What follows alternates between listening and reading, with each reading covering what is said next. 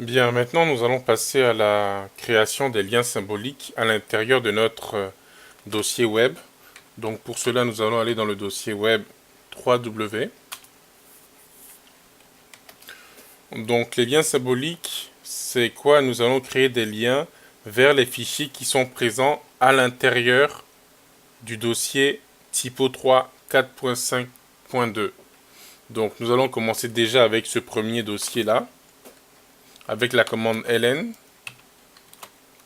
Donc ln-s typo3 4.5.2 et nous allons créer un répertoire qui va s'appeler typo3 source src. De la même manière, nous allons créer des liens symboliques sur les fichiers et dossiers qui sont à l'intérieur de ce fichier typo3 4.5.2. Donc typo3 src index.php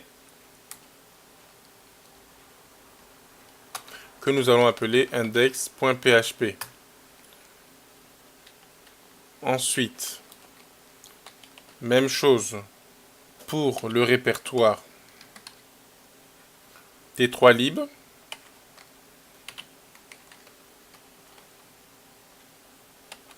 que nous allons appeler t3lib. Même chose pour le répertoire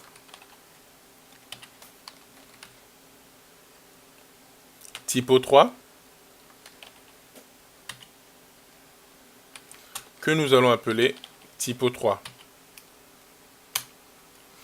Donc si maintenant je refais un listing de mon répertoire, je vois que nous avons des liens symboliques qui ont apparu, typo3 src, typo3, t3lib et index.php.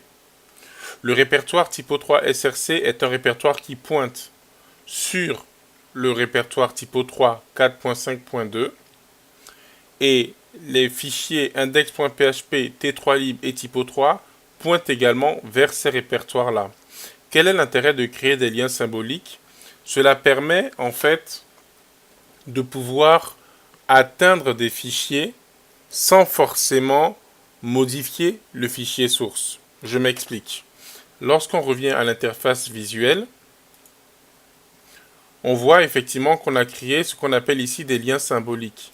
Lorsque je clique et je rentre dans le fichier typo3 source, j'arrive à l'intérieur de mon fichier typo3 4.5.2. Ça va nous permettre de faire facilement des mises à jour de notre moteur typo3. Parce qu'effectivement, lorsqu'on met à jour typo3, les principaux fichiers modifiés lors de cette mise à jour sont les fichiers présents dans le moteur, le cœur de typo3, et le répertoire t3lib, ainsi que le fichier index.php.